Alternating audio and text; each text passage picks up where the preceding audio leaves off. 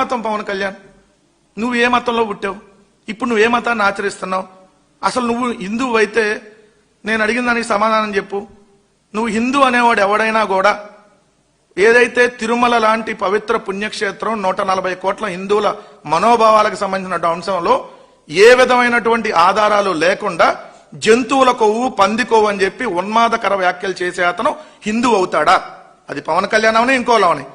రెండు, మరి ఇదే పవన్ కళ్యాణ్ వాళ్ళ కుటుంబంలో వాళ్ళ తండ్రి కానిస్టేబుల్ అని చెప్పి గర్వంగా చెప్పుకునేటటువంటి వాళ్ళ తండ్రి దీపారాధన చేసేటటువంటి కుందీతో సిగరెట్ తాగాడని చెప్పి చెప్పారే, ఎట్టవుతారా మీరు హిందువులు? దీపారాధన కుందీతో ఎవడన్నా మనిషి అనేవాడు సిగరెట్ తాగుతాడా? ఉన్మాదులు తాగుతారు. సో మరి మీరు ఏ ఫ్యామిలీ అని నేను కూడా అడగొచ్చు కదా. సో మీ తండ్రి మీద మీరు మాట్లాడినటువంటి ఆరోపణలు అంటున్నా, నేను ఖచ్చితంగా గౌరవం ఇచ్చే మాట్లాడుతున్నా. కానీ మీరే మీ తండ్రిని చెప్పారు కదా, మరి మీరు హిందూ ఎట్లా అవుతారు? ఇంటర్మీడియట్ లో బాప్టిజం తీసుకున్న పవన్ కళ్యాణ్ మరి డేరా బాబా దగ్గరికి వెళ్ళి తీసుకున్నాడా హిందూ మతం, లేదంటే ఇంకేదన్నా బోలే బాబా దగ్గరికి వెళ్ళి తీసుకున్నాడా హిందూ మతం? ఇంటర్మీడియట్ లో బాప్టిజం